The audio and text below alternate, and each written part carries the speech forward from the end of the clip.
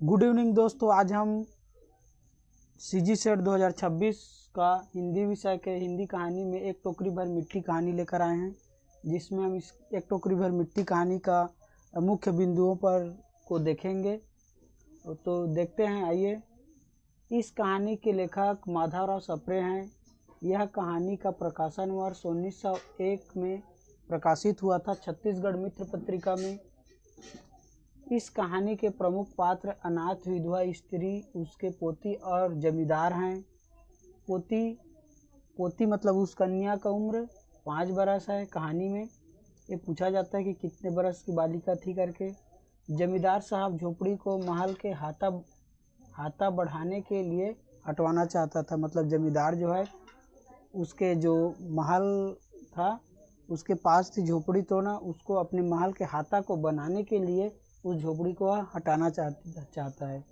विधवा स्त्री झोपड़ी से मिट्टी चूल्हा बनाने के लिए ले जाना चाहती थी, ताकि उसके पोती को रोटी बनाकर खिला सके। मतलब कहानी में जिक्र है, जब तक उसकी पोती कहती है कि मैं मतलब उसकी पोती जो है विधवा स्त्री की, वो रोटी या फिर खाना वाना नहीं खा रही थी।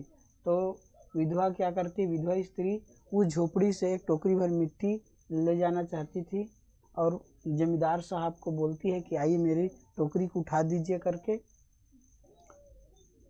ताकि वह उस मिट्टी से चूल्हा बनाकर अपने पोती को रोटी बनाकर अपनी पोती को खिला सके।